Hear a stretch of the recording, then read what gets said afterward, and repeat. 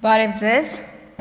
սիրելի հայրենակիցներ, 9-րդ գումարման խորհրդարանի աշխատանքային երկրորդ օրն է և մենք քննարկում ենք ազգային ժողովի նախագահի ընտրության հարցը։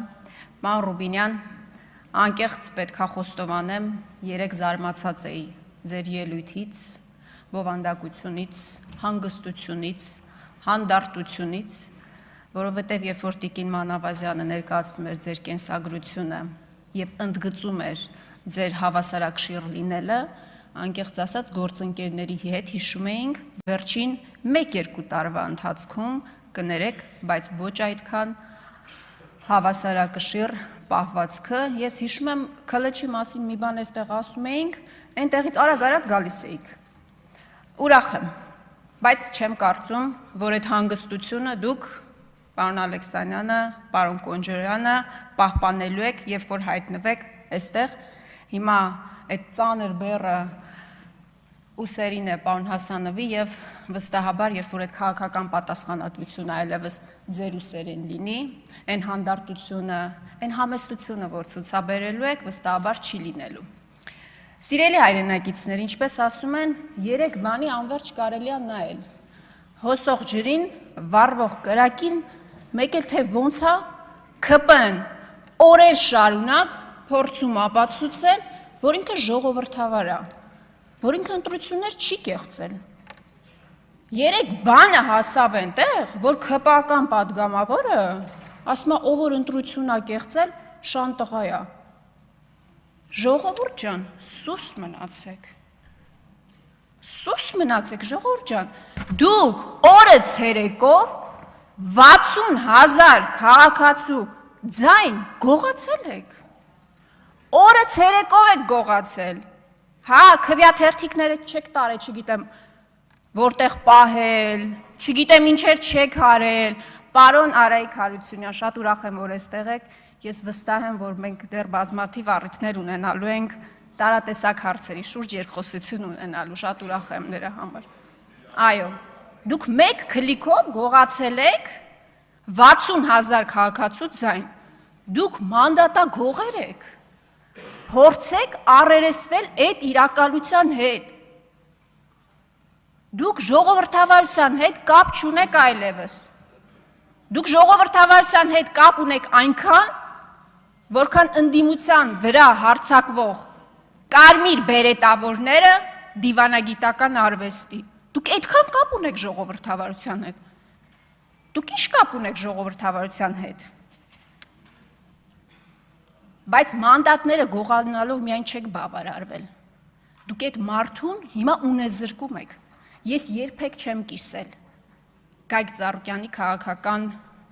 ճաշակը, երբեք չեմ կիսել, բայց դուք այդ մարդու ձեները գողացել եք, մանդատները գողացել եք, հիմա էլ ոտնձգություն եք իրականացնում իր ունեցվածքի նկատմամբ։ Գործընկերներ ջան, նկատել եք, այդ մարդը Արարատ անունով ինչ ունի, հիմա վերցնում են, ֆիքսել եք դա։ Ես վստահ եմ անգամ, որ ունեցվածքը չի հարցը, այդ ցուցանակներն է հարցը։ Արարատ կոնյակի գինու օղու կոմբինատի ցուցանակը հանելն է երևի հարցը։ Արարատ ցեմենտ գործարանի ցուցանակը հանելն է խնդիրը, դարպասներն էլ չի ոնց որ վստահեցնում եք։ Ես վստահ եմ, որ խնդիրը դա է։ Կամ պարոն Ալեքսանյան, մուլտիվելնեսը, եթե չեմ սխալվում, այնտեղ եք, չէ՞, մարզվում։ Այդ մարզվելու ընթացքում էիք հասկացել, որ ապօրինի շինարարությունը ու պետքա քաղաքապետարանը խլի, ու երբ որ պարզվում է գործընկերներ ջան, մերօրյա Հայաստանում, իրական Հայաստանում, ինչպես պնդում է այս իշխանությունը, երբ որ ցուցանակը փոխում ես, դառնում է օրինակը, մուլտիվելնես այլևս օրինակն է, որտև այս իշխանությունները խլել են, իրենց ցուցանակը փակցրել են։ Ես ուրախ եմ, պարոն Ալեքսանյան, որ դուք հիմա օրինական մարզասրահում եք այլևս ֆիզիկական հաջողություններ արձանագրելու։ Դուք կատակը մի կողմ ժողովրդավարության բաստիոն էիք, չէ՞ խոստանում։ Ոչ թե բաստիոն, մի ամբողջ թագավորություն եք կառուցել, պարոն Ռուբինյան, մի ամբողջ թագավորություն, ստի, կեղծիքի, ապօրինությունների, անօրինականությունների, բռնաճնշումների, դուք այդ դրա թագավորությունն եք կառուցել։ Պարոն Ռուբինյան, դուք երեք ասում եք, որ քաղաքական ճնշումներ չկան, դուք մի իշխանություն եք, որը քաղաքացուն, կլինի բլոգեր, շարքային քաղաքացի, գրառման համար պոլին եք պարկացնում ոստիկանությունը, ձեզ ծառայող, ուժային համակարգը, ամբողջ իրավապահ գործերն հարուցում, պոլին եք պարկացնում, բայց մարդասպանին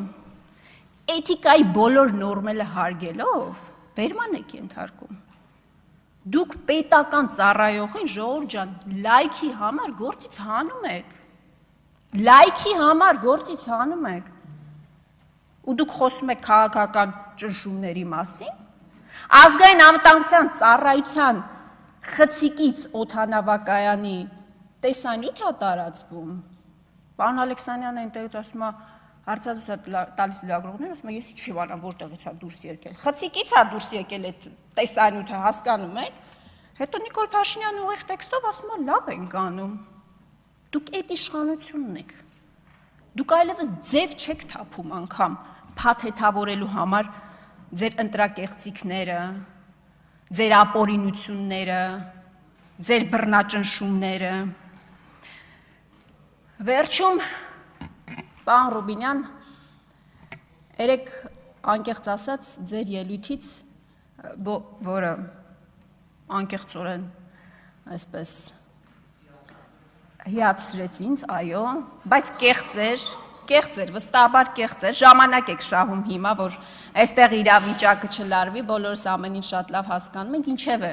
դուք անգամ փորձեցիք այսպես դրամատիզացնել իրավիճակը, ասեցիք, որ այդ քաղաքական բռնաճնշումները այն ժամանակ էին, երբ որ ձեր 18-ամյակն էր, ձեր հորը բերման էին ենթարկել, եւ ձեր 18-ամյակը դուք առանց հայրիկի եք դիմավորել, ես նախ ցավում եմ իսկապես դրա համար, ես վստահ եմ, որ դուք ցավ եք ապրել դրա համար, բայց ես նաև վստահ եմ, որ ամենամեծ ցավը, որ դուք հիմա չեք գիտակցում, ձեզ հետ կատարվել է 18 տարի հետո, որովհետև հիմա օրինակ կա 13 տարեկան աղջիկ երեխա, ով իր մայրիկին տեսնելու, խոսելու հնարավորություն պարզապես չունի։ Տաթևի տղան, 10 տարեկան տղա երեխայի դեպ, իր ծնունդը նախանցած տարի, էլի դիմավորելա առանց մայրիկի, ձեր իշխանության օրոք, պարոն Ռուբինյան, այդ ցավը այն է, որ դուք հիմա ամեն ինչ անում եք արդարացնելու համար, այն բոլոր ապօրինությունները եւ բռնաճնշումները, որոնք դուք ասում եք, որ ձեր մաշկի վրա զգացել եք։ Հիմա ավելի վատ տարբերակները, ես չեմ ուզում անդրադառնալ նախկինին, ավելի վատ դրսևորումները դուք արդարացնում եք։ Բայց անկախ ամեն ինչից, գիտեք, երբ որ դուք ասում եք, որ 18-ամյակս առանց հայրիկի եմ դիմավորել, նստած գիտեք ինչ էի մտածում։ Նախ մի բերեք էլ էս օրինակը, գիտեք ինչի, որովհետև դուք հավակնում եք ազգային ժողովի նախագահի պաշտոնին, բարձր պաշտոնի, բայց դուք մի իշխանության ներկայացուցիչ եք, որի օրոք, որի պատճառով բազմաթիվ տղաներ այդպես էլ մնացին 18 տարեկան։ Մի բերեք այդ օրինակը այլևս։ Շնորհակալ եմ։ Շնորհակալություն, ձայնը տրվում է պատգամավոր Ռուստամ Բաքոյանին։